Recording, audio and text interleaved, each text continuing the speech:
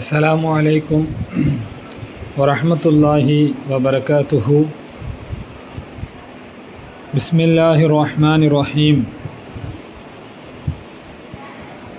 الحمد لله رب العالمين والعاقبة للمتقين. الصلاة والسلام على سيدنا محمد أشرف الأنبياء والمرسلين وعلى آله الطيبين وأصحابه الطاهرين والمؤمنين والمسلمين كلهم أجمعين. أما بعد.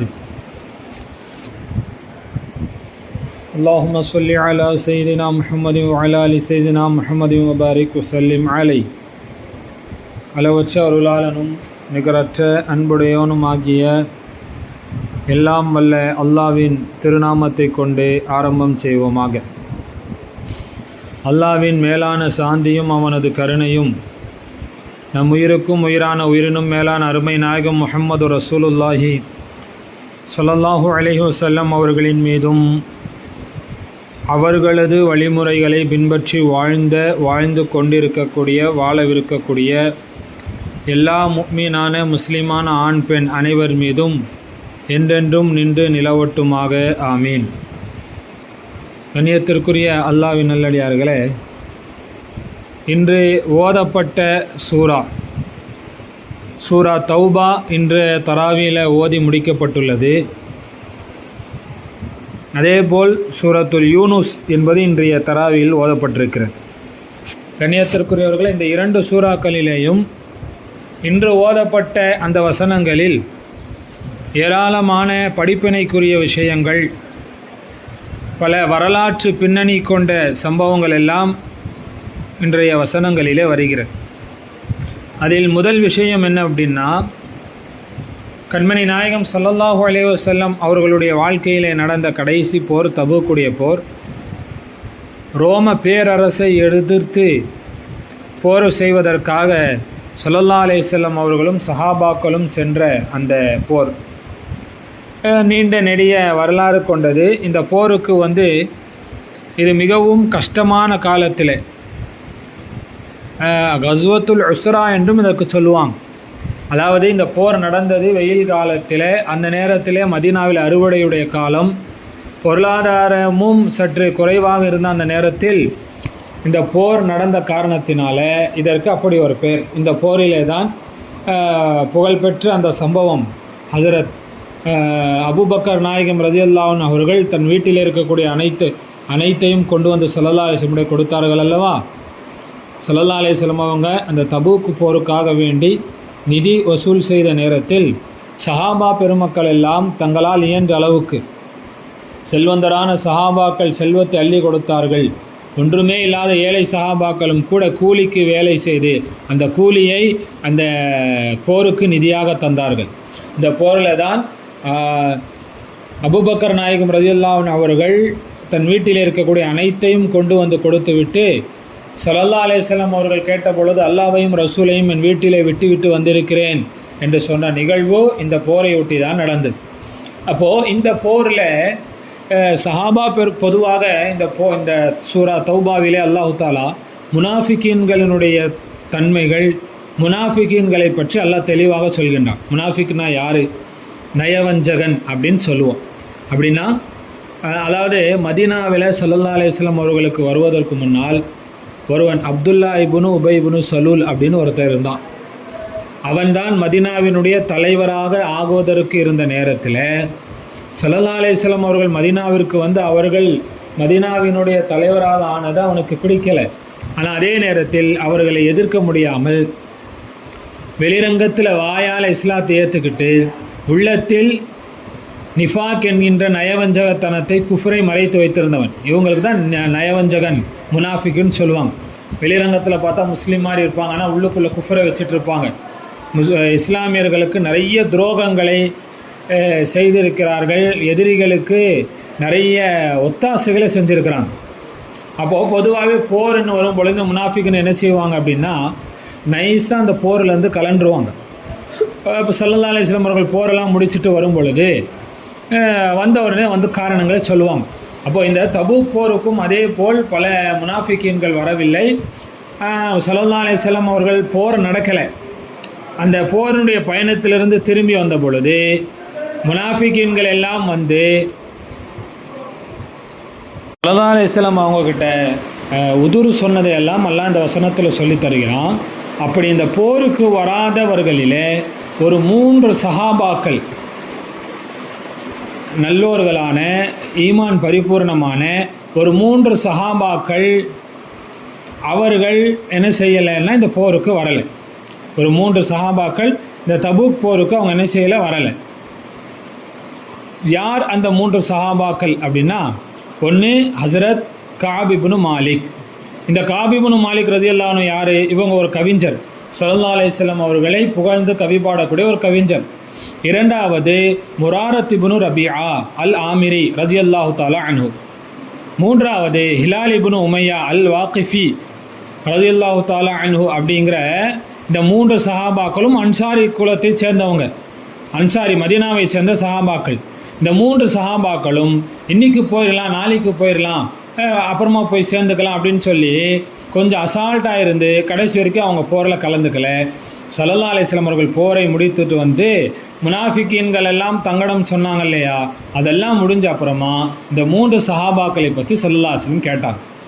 அப்போ இந்த 3 சஹாபாக்களும் வந்து ஸல்லல்லாஹு அலைஹி வஸல்லம்கிட்ட, யா ரசூலல்லாஹ், நாங்கள் போருக்கு வராததற்கு உண்மையான காரணம் எங்களுடைய பொடுபோக்கு தான் அப்படின்ட்டாங்க. அப்போது கஅப் இப்னு மாலிக் ரலியல்லாஹு அன்ஹு அவங்க சொல்லும் பொழுது சொன்னாங்க, யா ரசூலல்லாஹ், எனக்கு அல்லாஹு தாலா நாவன்மையை கொடுத்திருக்கிறான், நல்ல பேச்சாற்றல்.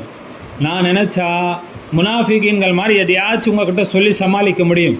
இருந்தாலும் நான் அதை விரும்பவில்லை. நான் பொடுபோக்கில் தான், அசால்ட்னால தான் வரலை அப்படின்னு சொல்லிட்டான். 3 சஹாபாக்களும் உண்மையை ஒத்துக்கொண்டார்கள். அப்போது ஸல்லல்லாஹு அலைஹி வஸல்லம் என்ன செய்தார்கள்? அல்லாஹ்வினுடைய கட்டளைக்கு ஒரு அவர்களோடு யாரும் தொடர்பில் இருக்கக்கூடாது, பேசக்கூடாது, அவங்களோட வந்து எந்த பேச்சுவார்த்தை வச்சுக்கூடாது, சலாம் சொல்லக்கூடாது, பார்த்து சிரிக்கக்கூடாது, கிட்டத்தட்ட ஒதுக்கி வச்ச மாதிரி, ஊர் ஒதுக்கி வச்ச மாதிரி. பல்லாம் அந்த வசனத்திலே சொல்கிறான், வாழ சலாசத்தில் அதீன ஹுல்லிஃபு என்கிற வசனத்தில் சொல்கிறான், இந்த பூமி பெருசாக இருந்தும் இப்பேற்பட்ட ஒரு சூழ்நிலையினால் அவர்களுக்கு இந்த பூமி சுருங்கி விட்டது அப்படின்னு அல்லாஹ் சொல்கிறான்.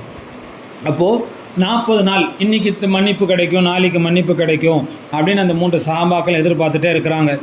40 நாள் முடியுது. 40வது நாள் ஸல்லல்லாஹு அலைஹி வஸல்லம் அவங்க இன்னொரு கட்டளை போடுறாங்க. அந்த 3 சஹாபாக்களுடைய மனைவிகள்கிட்டையும் சொன்னாங்க, நீங்கள் உங்கள் கணவன்களை விட்டு பிரிந்து வந்து விடுங்கள். அப்போ அந்த 3 மனைவிமார்களும் கேட்டாங்க, இப்போது எங்கள் கணவன்களை விட்டும் நாங்கள் பிரிந்து விட வேண்டும் என்று சொன்னால் அப்போ எங்களுக்கு மத்தியில் தலாக் நிகழ்ந்து விட்டதா அப்படின்னு கேட்குறாங்க. இப்போ ஸல்லல்லாஹு அலைஹி வஸல்லம் சொன்னாங்க, தலாக்கெல்லாம் இல்லைம்மா, அவங்களோட வந்து நீங்கள் என்ன செய்யக்கூடாது, சேரக்கூடாது அப்படின்ன உடனே கஅப் இப்னு மாலிக் ரலியல்லாஹு அன்ஹு சொன்னாங்க, தன் மனைவியை சொன்னாங்க, அம்மா நீ உன்னுடைய பெற்றோருடைய வீட்டுக்கு போயிரு, ஸல்லல்லாஹு அலைஹி வஸல்லம் அவங்க உத்தரவு வர வரைக்கும் அங்கேயே இருந்துட்டாங்க. அப்போ இதில் ஹிலால் இப்னு உமையா ரலியல்லாஹு அன்ஹு அவங்க வயசான சஹாபி. இப்போ அவங்க மனைவி மட்டும் வந்து ஸல்லல்லாஹு அலைஹி வஸல்லம் அனுமதி கேட்குறாங்க, யா ரசூலல்லாஹ், ஹிலால் ரலியல்லாஹு அன்ஹு அவங்க என்னுடைய கணவன் நீங்கள் சேரக்கூடாதுன்னு சொல்லிட்டீங்க, ஆனால் அவர் ரொம்ப வயசானவர், அவருக்கு என்னுடைய உதவிகள் ஒத்தாசை தேவைப்படுது அப்படின்னும் பொழுது ஸல்லல்லாஹு அலைஹி வஸல்லம் சொன்னாங்க, அப்போ நீங்கள் உதவி ஒத்தாசை செஞ்சுக்குங்க, ஆனால் உங்களை அவர் நெருங்கக்கூடாது அப்படின்னு கட்டளை போட்டான். இப்போ 40 நாள், இந்த 40வது நாள் இந்த கட்டளை வந்துச்சு. 50 நாட்கள் கடக்கிறது.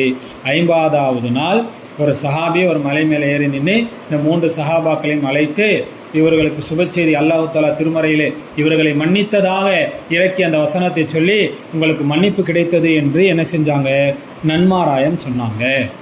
இப்போ இந்த 3 சஹாபாக்களும் ஸல்லல்லாஹு அலைஹி வஸல்லம் வராங்க. இப்போ ஸல்லல்லாஹு அலைஹி வஸல்லம் சொன்ன வார்த்தை நாம் எல்லாம் படிப்பினை பெற வேண்டிய வார்த்தை.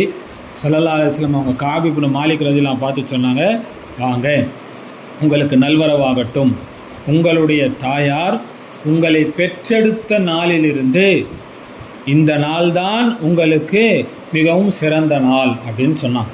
நீங்கள் பிறந்ததுலேருந்து இந்த நாள் தான், ஏன் இன்று தான் உங்களுக்கு மன்னிப்பு, அல்லாஹு தாலாவிடமிருந்து பரிபூர்ணமான மன்னிப்பு தரப்பட்டிருக்குது என்று ஸல்லல்லாஹு அலைஹி வஸல்லம் அவங்க கஅப் இப்னு மாலிக் ரலியல்லாஹு அன்ஹு சொன்னாங்க. கடைசியில் அவர்கள் இந்த செல்வத்தினால தானே நம்மளால் போருக்கு வர முடியலன்னு சொல்லி ஹைபரில் இருந்த தன்னுடைய சொத்துக்களை எல்லாம் சதக்கா செய்து விட்டார்கள்.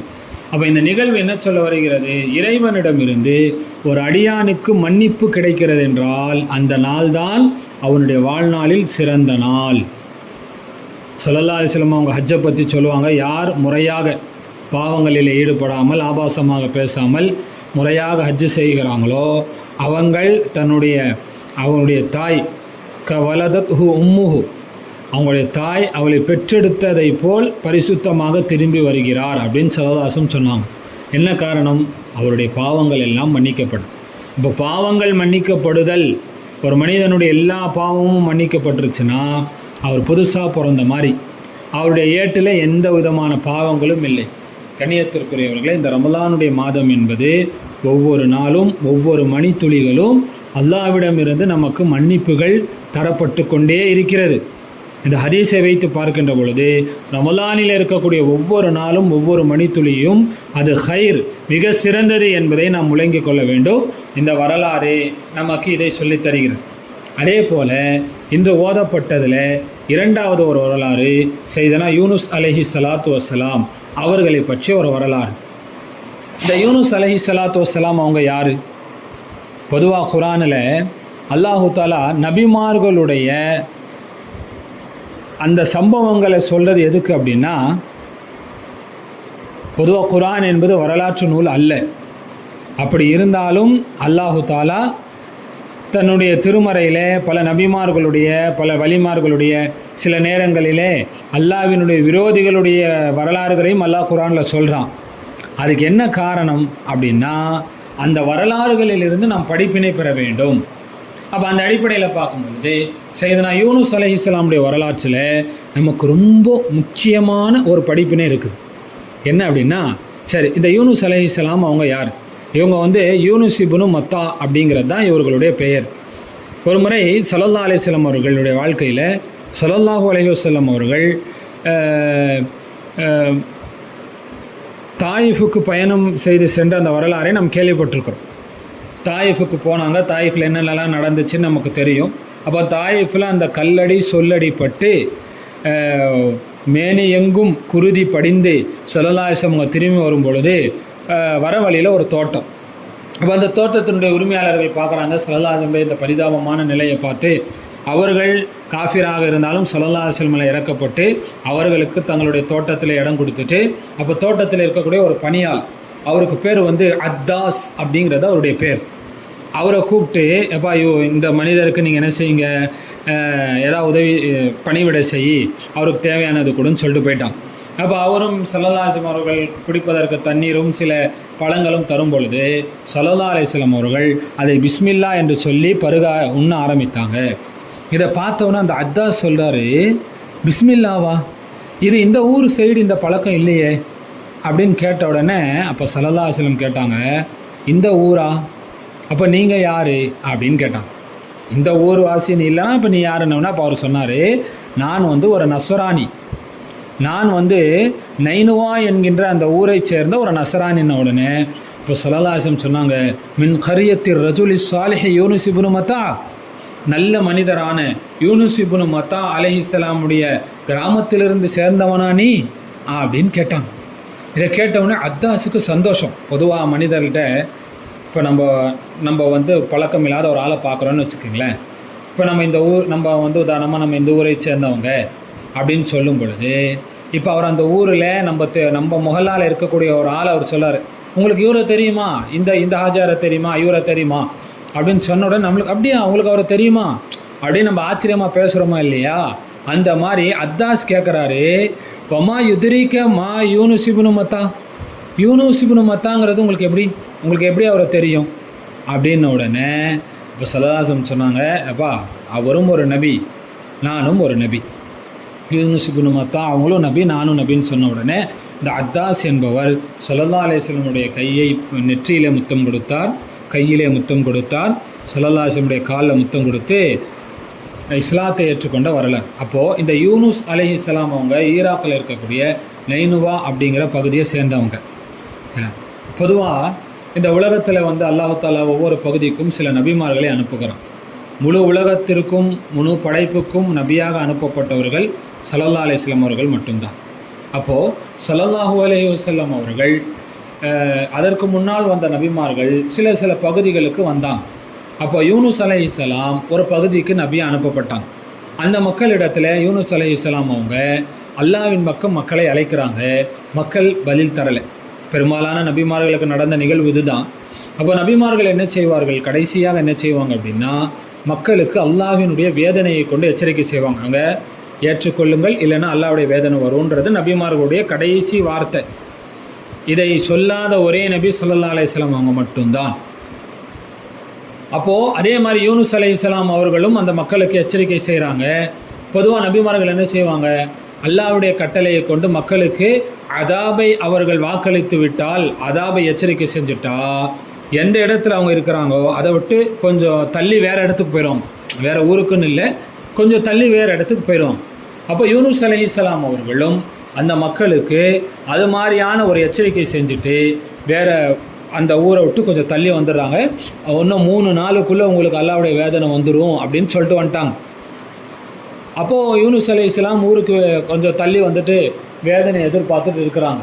இப்போ அன்றைக்கி ராத்திரி என்ன நடக்குது, அந்த ஊர் மக்கள் எல்லாம் ஒன்று சேர்ந்து கூடி பேசுகிறாங்க. யூனுஸ் நபி அலைஹிஸ்ஸலாம் இப்படி சொல்லிட்டாங்க, இப்போ என்ன செய்கிறது அப்படிங்கிறபொழுது அவங்க முடிவு செய்கிறாங்க. இப்போ நம்ம காலையில் பார்ப்போம். காலையில் யூனுஸ் அலைஹிஸ்ஸலாம் நம்ம ஊரில் நம்ம இடத்துல இருந்தால் வேதனை வராது. ஏன்னா ஒரு நபி இருக்கிற இடத்துல வேதனை வராது என்று காஃபிர்களும் அறிந்து வைத்திருந்தார்கள். அப்போது அவங்க என்ன செய்கிறாங்க அப்படின்னா, அப்படி யூனுஸ் அலைஹிஸ்ஸலாம் நம்ம ஊரில் இல்லைன்னா அப்போ கண்டிப்பாக நமக்கு வேதனை வரும் அப்படின்னு நான் முடிவு செஞ்சுக்கலாம் அப்படின்னு முந்தைய ராத்திரி அவங்க முடிவு செஞ்சுட்டு அடுத்த நாள் காலையில் பார்த்தா யூனுஸ் அலைஹிஸ்ஸலாம் ஊரில் இல்லை. அந்த நேரம் பார்த்து மேகங்கள் எல்லாம் கருக்க ஆரம்பிக்கிறது. அல்லாஹ்வுடைய அதாபு வருவதற்கு தயாராகிருச்சு. அல்லாஹ்வுடைய ஒரு நியமம், ஒரு நியதி என்ன அப்படின்னா, அல்லாஹ்வினுடைய வேதனையினுடைய அடையாளங்கள் வெளிப்பட ஆரம்பித்து விட்டால், வேதனை இறங்க ஆரம்பித்து விட்டால் அதற்கடுத்து அல்லாஹ் யாருக்கும் மன்னிப்பு தரமாட்டான். அப்படி வேதனை வெளிப்பட்டதற்கு பின்னாலும் மன்னிப்பு தந்த ஒரே கூட்டம் சையதுனா யூனுஸ் அலைஹிஸ்ஸலாம். இல்லா கௌம யூனுஸ் அப்படின்னு குர்ஆன் சொல்லுது.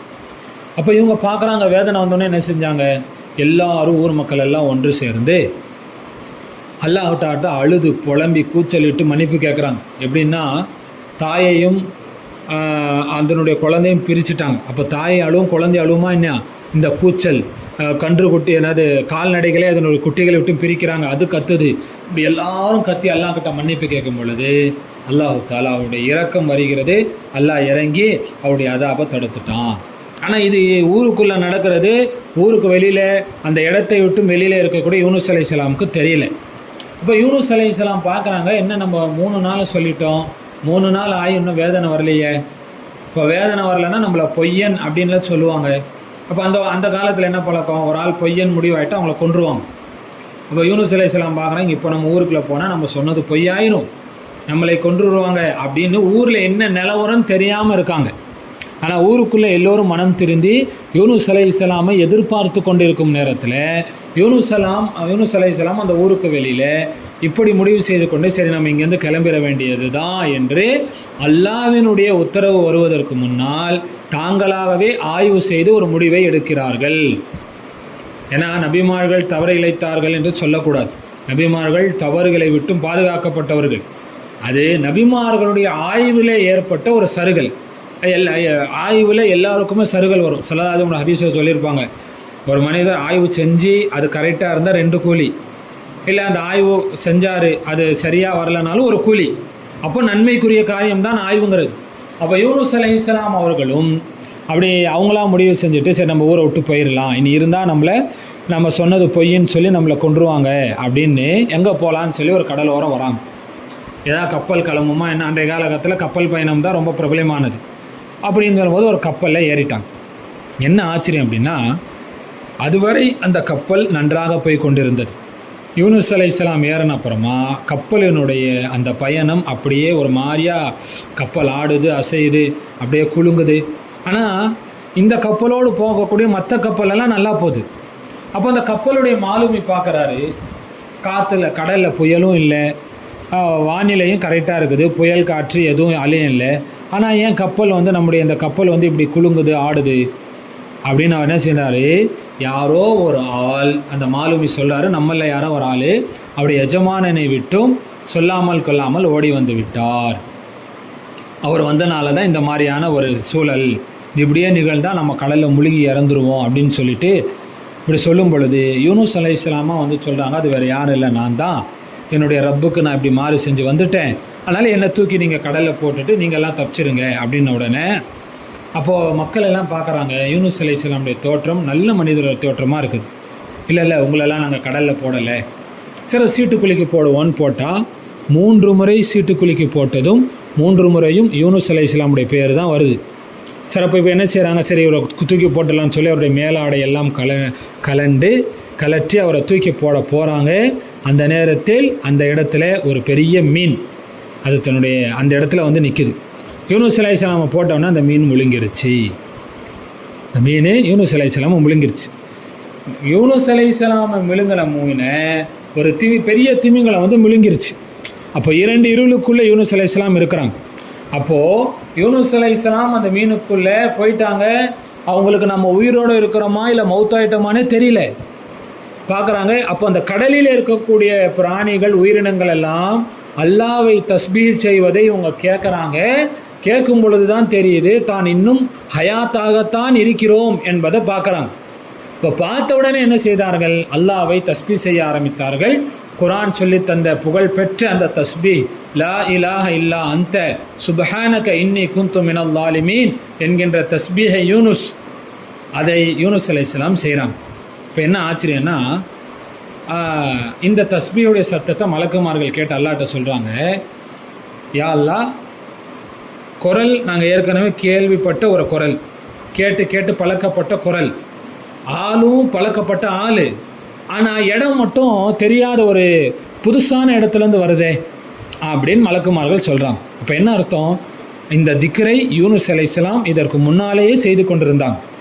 குர்ஆனினுடைய இந்த வசனங்களை வைத்து முஃபஸ்ஸிரீன்கள் உலமாக்கள் சொல்கிறாங்க, யூனுஸ் அலைஹிஸ்ஸலாம் இதற்கு முன்னாலேயே அந்த மீனுடைய வயிற்றில் அவங்க போகிறதுக்கு முன்னாடியே இந்த திக்ரை அவர்கள் தன்னுடைய விருதாக தினமும் ஓதக்கூடிய ஔராதாக இந்த திக்ரை ஆக்கி கொண்ட காரணத்தினால்தான் அல்லாஹு தஆலா அந்த மீனுடைய வயிற்றிலிருந்து அவர்களை காப்பாற்றினான். ஒரு கருத்துப்படி 3 நாட்கள், ஒரு கருத்துப்படி 7 நாள், ஒரு கருத்துப்படி 40 நாட்கள் அதில் இருந்தாங்க. கடைசியில் இந்த தஸ்பீஹின் பரக்கத்தினால் அவர்கள் பூமிக்கு வருகிறார்கள். வந்து தங்கள் ஊருக்கு வராங்க. ஊர் மக்கள் எல்லாம் யூனுஸ் அலைஹிஸ்ஸலாம்கிட்ட மன்னிப்பு கேட்டு அவர்கள் ஏற்றுக்கொண்டார்கள். அவரிடத்தில் சரணடைந்தார்கள் என்ற வரலாறு வருது. இதில் யோசிக்க வேண்டிய விஷயம் என்ன அப்படின்னா, நம்முடைய வாழ்க்கையில் கஷ்டமான காலங்களிலே, இக்கட்டான சூழல்களிலே, துக்கமான நேரங்களிலே நம்முடைய துஆக்கள், நம்முடைய பிரார்த்தனைகளை அல்லாஹ் ஏற்றுக்கொள்ள வேண்டும் என்றால் ஸல்லல்லாஹு அலைஹி வஸல்லம் அவர்கள் சொன்னதைப் போல நாம் சந்தோஷமாக, மகிழ்ச்சியாக, நிம்மதியாக இருக்கும் காலகட்டத்திலேயும் அதிகமாக அல்லாஹ்வை திக்ரு செய்ய வேண்டும். யூனுஸ் அலைஹிஸ்ஸலாம் மீன் வயிற்றில் அவங்க போகிறதுக்கு முன்னாடியே அவங்க பூமியில் இருக்கும்போதே இந்த திக்ரு செஞ்சாங்க. அதனால் மீன் வயிற்றில் போய் அவங்க திக்ரு செய்யும் பொழுது அல்லாஹ் தஆலா காப்பாற்றினான். இதே மாதிரி தான் ஃபிரௌனுடைய நிகழ்வும் வருகிறது. அவனும் இதே கடலில் தான் மூழ்கடிக்கப்படுகிறான். ஆனால் அவன் ஆபத்து வரும் பொழுது மட்டும்தான் அல்லாஹ் நான் ஈமான் ஏற்றுக்கிறேன்னு சொன்னான். அந்த ஈமான் பயன் தரவில்லை. இப்போ மலக்குமார்களும் சொன்னாங்களா, இது என்ன புதுசாக ஒரு சத்தம் வருது, கேட்காத ஒரு சத்தமாக இருக்குது அப்படின்னு சொல்லி. அப்போ அல்லாஹ் சொன்னான், இந்த மாதிரி ஃபிரௌனுடைய நிகழ்வு சொன்ன உடனே இவனுக்கு தௌபா கிடைக்கக்கூடாது என்று ஜிப்ரீல் அலைஹிஸ்ஸலாம் ஃபிரௌனுடைய வாயில் மண்ணை போட்டான். அப்போ என்ன சொல்ல வரோம், நம்ம கஷ்டத்தில் மட்டும் அல்லாஹ்வை கூப்பிடுறது, கஷ்டம் வந்துட்டா துக்கம் வந்துட்டா மட்டும் அல்லாஹ்ட்ட அப்படியே அழுகுறது துவா செய்கிறதுன்னு இருக்கக்கூடாது. நம்முடைய துவாக்கள் கஷ்டத்தில் நம்ம கையேந்தினா அல்லாஹ்வுடைய உதவி நமக்கு கிடைக்கணும் அப்படின்னு நம்ம நினச்சா சந்தோஷத்தில் நம்ம அல்லாஹ்ட்ட கையேந்தணும் என்பதை சையதுனா யூனுஸ் அலைஹிஸ்ஸலாமுடைய வரலாறு நமக்கு சொல்கின்றது. கண்ணியத்திற்குரியவர்களே, அதே போல் இந்த ஓதப்பட்ட தௌபா சூராவினுடைய கடைசி 2 வசனங்கள் ரொம்ப புகழ்பெற்ற வசனம். ஸல்லல்லாஹு அலைஹி வஸல்லம் அவருடைய முழு தன்மையும் சொல்லப்பட்ட ஒரு வசனம், லகத் ஜாஅக்கும் ரசூலும் மின் அன்ஃபுசிக்கும் என்கின்ற அந்த வசனம். அந்த வசனத்தில் அல்லாஹு தஆலா ஸல்லல்லாஹு அலைஹி வஸல்லமுடைய அனைத்து தன்மைகளையும் வட்டுருக்கமாக, சுருக்கமாக, சாராம்சமாக அதில் சொல்லித்தரான். அதே மாதிரி அதுக்கு அடுத்த ஒரு வசனம், ஃபைன் தவல்ல ஃபகுல் ஹஸ்பி அல்லாஹு லா இலாஹ இல்லாஹு அலைஹி தவக்கல்து வஹுவ ரப்புல் அர்ஷில் அதீம். இந்த ஆயத்திற்கு பாருங்கள், லா இலாஹ இல்லாஹு அலைஹி தவக்கல்து வஹுவ ரப்புல் அர்ஷில் அதீம் அப்படிங்கிற இந்த சொற்றொடர், லா இலாஹ இல்லாஹு அலைஹி தவக்கல்து வஹுவ ரப்புல் அர்ஷில் அதீம் அப்படிங்கிற இந்த வார்த்தையை யார் காலையிலேயும் மாலையிலேயும் 7 முறை ஓதுகிறார்களோ அவருடைய எல்லா கவலைகளையும் அல்லாஹ் போக்குகிறான். எனவே இந்த திக்ரையும் நாம் நம்முடைய வாழ்க்கையிலே வளமையாக கொள்ள வேண்டும். அதே மாதிரி ரூஹுல் பயான் அப்படிங்கிற புகழ்பெற்ற ஒரு தஃப்சீர், அந்த தஃப்சீரில் இந்த லக்கது ஜாஅக்கும் அப்படிங்கிற இந்த வசனத்துக்கு கீழே ஒரு சம்பவத்தை எழுதுகிறாங்க. அல்லாமா அபூபக்கர் ஷிப்லி ரஹிமவுல்லா அப்படின்னு சொல்லி ஒரு இறைநேசர், ஸல்லல்லாஹு காலத்துக்கு பின்னால் வாழ்ந்தவங்க தான் இவங்க. அவர்களுடைய காலகட்டத்தில் ஒரு அபூபக்கர் இப்னு முஜாஹித் அல் முக்ரி அப்படிங்கிற ஒரு பெரிய முஹத்திஸ் ஒருத்தவங்க இருந்தாங்க. இந்த காலத்தில் ஒரு பெரிய இமாம் அபூபக்கர் இப்னுல் முஜாஹித் அல் முக்ரி ரஹிமவுல்லா அப்படின்னு. இவங்க சபைக்கு ஒரு தடவை அபூபக்கர் ஷிப்லி ரலியல்லாஹு தஆலா அவர்கள் வருகிறார்கள். வந்த உடனே அபூபக்கர் இப்னுல் முஜாஹித் ரஹ்மத்துல்லாஹி அவங்க எழுந்து அபூபக்கர் ஷிப்லி ரஹ்மத்துல்லாஹிக்கு கண்ணியம் தராங்க. இதை பார்த்த இப்னு முஜாஹித் ரஹ்மத்துல்லாஹுடைய மாணவர் கேட்குறாங்க, உஸ்தாத் அவர்களே, எவ்வளோ பெரிய ஆட்கள் வராங்க, அரசாங்கத்தை சேர்ந்தவங்க, அதிகாரிகள், அரசர்கள், பெரிய பெரிய உலமாக்கள், ஃபுகாக்கள்லாம் அவங்கள பார்க்க வராங்க. அப்படி அவங்கெல்லாம் வரும்பொழுது கூட நீங்கள் இப்படி செய்கிறதில்லை, இப்படி ஏஞ்சி நின்று கண்ணியப்படுத்துறதில்லை, சாதாரணமாக பேசுகிறீங்க. பார்க்க ஒரு சாதாரண ஃபக்கீரை போன்று இருக்கிறாரே, இவருக்கு ஏன் இவ்வளவு பெரிய கண்ணியம் நீங்கள் தருகிறீர்கள் அப்படின்னு சொல்லும் பொழுது, அப்போது அபூபக்கர் இப்னுல் முஜாஹித் ரஹ்மத்துல்லாஹி அலைஹி தன் மாணவர்களை பார்த்து சொன்னார்கள், நான் நேற்றைய கனவு கண்டேன். அந்த கனவில் ஸல்லல்லாஹு அலைஹி வஸல்லம் அவர்கள் வந்தார்கள். வந்து என்னிடத்தில் சொன்னார்கள், நாளை உன்னுடைய சபைக்கு ஒரு சொர்க்கவாசி வருவார், அவரை கண்ணியப்படுத்துங்கள் என்று சொன்னார்கள். ஸல்லல்லாஹு அலைஹி வஸல்லம் அவர்கள் கண்ணியப்படுத்த சொன்ன ஒரு நபரை நான் எப்படி கண்ணியப்படுத்தாமல் இருக்க முடியும் அப்படின்னு சொல்லிட்டு, இந்த நிகழ்வுக்கு அடுத்து ஒரு 2 நாள் கழித்து திரும்பவும் ஸல்லல்லாஹு அலைஹி வஸல்லம் அவர்களை அவங்க கனவுல பார்க்குறாங்க. அல்லாஹு தாலா நமக்கும் அந்த தௌஃபீக்கை தந்தருள் புரிவானாக.